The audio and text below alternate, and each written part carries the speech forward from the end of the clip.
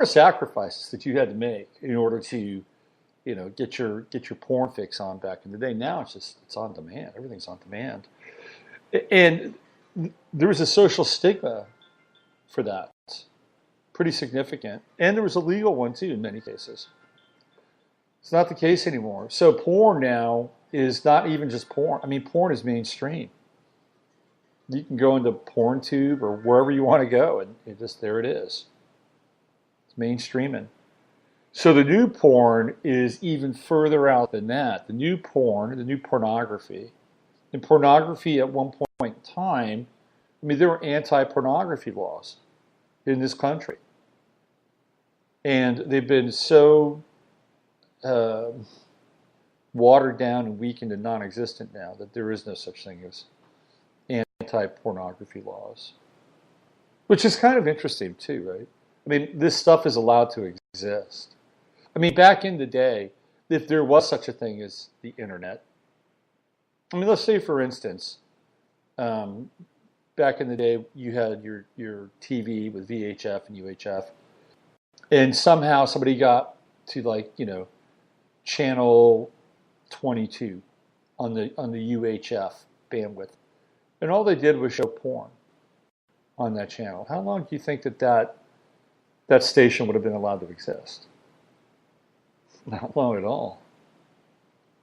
And at the same time, there was a wider breadth of freedom of speech on television. And I clearly remember that news shows or stations were required by the FCC to provide time for quote unquote citizens.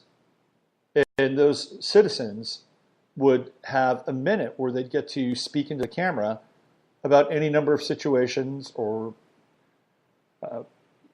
agendas or social causes, whatever.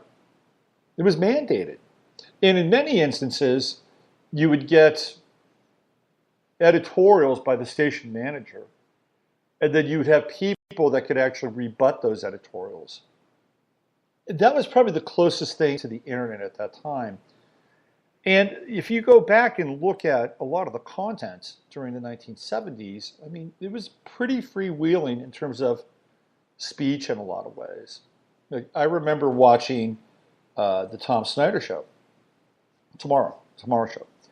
And they had an interview on there with this guy by the name of William Shockley. And Shockley is a big brain. He's one of the fathers of modern computing. I think he was one of the guys that started, was it HP or IBM? He was very, very influential. And he held some very, how shall I say this, strict ideas about race. And he's like one of the fathers of Silicon Valley. I mean, that's one of the things that's really interesting too, by the way. Like, Silicon Valley isn't built without Shockley. It's like that's Silicon Valley's dirty little secret. Was he a white supremacist? I'm not sure if he was a white supremacist, but he was clearly somebody who was not going to be pushed around because of some kind of social agenda or diversity. And he was really bright. He could back things up. He was a nightmare in a lot of ways for people. So one night I was watching him on the Tomorrow Show because I was a kid and I stayed up late, too late to be honest with you. I'd stay up till 1 o'clock in the morning, and I was in the 8th grade and stuff. It just wasn't good. Anyway, people wonder why. Well, how do you know this? How do you know this? I've been watching TV nonstop since I've been about 9 years old. That's why. So he had this debate with his brother, and I couldn't believe this, man.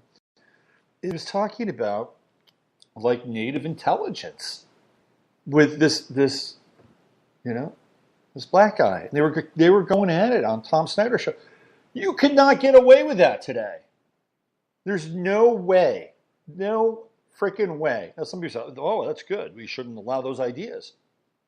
They were hashing out ideas. It was an open forum. It was at 1 o'clock in the morning. Who's awake to watch that? It's 3 o'clock on the East Coast. Most people are asleep. to watch this other guy, Dr. Gene Scott. And he was a cable TV guy. He was out there. Gene Scott had been a professor at Stanford. What is it with Stanford? I mean, you got Gene Scott, you got Shockley, Anthony Sutton. Stanford's produced some interesting minds, right? So Gene Scott becomes a televangelist. And he's one of these guys that's like on the internet. He was kind of, he had his own cable, his own UHF station, and he was on all the time. All the time. And he was actually really bright. And he was kind of into conspiracy. Of course, he was a Jesus is Lord guy. And then he got into this really bizarre kind of fight with the FCC. I mean, he was almost like an early version of Donald Trump. I mean, he went on for years. I'll never forget one time he had his wingman. He was this black pastor. He was always on the show.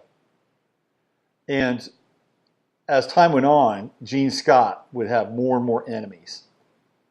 And they used to have, those little wind-up monkeys, with the symbols and stuff.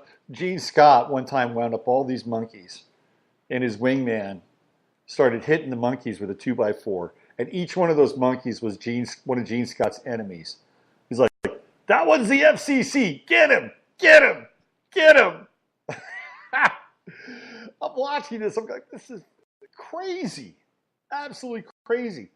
So what I'm trying to get at here is that there was a time when, and I'm not looking back saying this is the golden age, but there was a time when there was a certain restriction on a certain type of morality it wasn't that easy to access. Like if you wanted that seamy thing, you had to make some sacrifices. You had to go to places that you wouldn't normally go. Hang out with people you wouldn't normally hang out in. Sit down in chairs that were questionable in terms of their fabric, right? But at the same time, there was a greater kind of bandwidth in being able to talk about things. Yeah, it's true. Absolutely true. I mean, there was the social rights movement going on then. That was happening. Of course, the social rights movement is manufactured. It is. People hate it when I say that. They hate it. They absolutely hate it. They hate it when social rights are important. Don't get me wrong. Everybody deserves to have a shot at freedom, a shot at equality, economic equality, personal equality, whatever that is. Are some people better equipped at that because of their birth and their upbringing? Absolutely. Absolutely. There's no doubt about it. No doubt about it. But to legislate it doesn't work. It really, really doesn't work. It just doesn't work. I'll give you a case in point, and then we'll get back to this disparity that I'm talking about. There was a high school in, I believe it was it Kansas? It was Kansas. It's a famous test case. They built this incredible high school in Kansas. They just threw so much money at this high school in terms of its facilities, in terms of its equipment, in terms of the teachers. I mean, it was the top of the pyramid for high schools in America. And then they decided that they were going to create a very diverse student body, and they were going to bring in students from outside of the district who were from more disadvantaged neighborhoods. And the data and the stats from what happened from that point forward did not support the idea that you could throw a bunch of money at something and then hope to get a specific result. Because what they found was that over about a 5 to 6 year period, there was actually no improvement in test scores. It was pretty much more the same. So you can't really legislate or administrate the type of personal aspiration and will that it takes in order to succeed on this planet, thrive on this planet, and transcend your conditions on this planet. It just really can't be done. It has to come from a deeply individual place.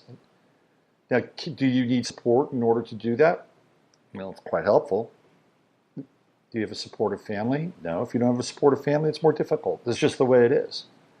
And the way that our culture has been set up is that the family has been atomized, absolutely atomized. So we don't have a lot of support now, or as much. So now we have these kind of weird, extended, in some cases here, like with you and I and other people, we have a digital family. It's true. We have a digital family. And there are interesting connections, like between me and Emily and Randy and me and Heather. By the way, Heather and I have a new moon astrology broadcast up. It's really good. Really, really good. So we have these interesting nodes of tribal connection. But the old family, yeah, that's becoming archaic and a relic at this point. Anyway, so I wanted to stay along this theme. I don't want to wander too far off the reservation on it, because there was a wider breadth of freedom of expression during that time. And there was a much more narrow bandwidth in terms of kind of illicit or pornographic or whatever kind of activity you want to label it. Like if you wanted to, a girly mag, and not just a girly mag, but a girly mag that has some hardcore action, you're not going down to your local drugstore. Like at that time, I think you could get Playboy, which is pretty controversial. You can do that. But if you wanted a hardcore mag, again, you had to go to another part of town to get that stuff. You had to make a personal sacrifice. And, God forbid you were seen by somebody else. It's like, wow, busted. But the tables have turned now. And the illicit and the seamy or the sordid and the pornographic is everywhere. It's everywhere. Some would say, well, this is part of the inversion effect. That this is the kind of the Luciferic mandate where everything is inverted and turned upside down. And maybe that's true. Maybe that's true. But I also find it interesting that while there's this proliferation of the profane, there's been an inverse response or an inverse connection to free speech. Like free speech is nowhere near where it was in the 1970s, or even the 80s for that matter. There was a lot going on during those times. In the 90s, it begins to shift a little bit. Begins to shift somewhat. The 90s are a very pivotal period, by the way. The 90s were a dark era. Very dark. Like, I remember the 90s as being, a lot went down in the 90s. And I've talked about this quite a bit. It's, that's when Pluto and Scorpio really starts to get swinging, right, in the 90s. It comes in, 84, 85. But by the time we hit 89, 90, New World Order, George Bush, it is swinging. We got hip-hop, not just any kind of hip-hop. We got gangster hip-hop. We've got cocaine, crack cocaine, coming up from Central America, South America, being distributed all throughout the United States by people like Freeway Ricky Ross. He's not the only one, but he's one of the more famous ones. And it becomes a very dark era. People's lives get completely destroyed by not just coke, but by crack. Crack is if you went to the crack houses in the 90s, you would go and buy crack. You could. I didn't. It was not my thing. But you could go, and I know people who did that, but you could go buy crack, and you would go in the crack house, and you could go there and get high and leave. And it was kind of like the modern version of an opium den. And these places were not places you'd want to hang out in for a very long period of time.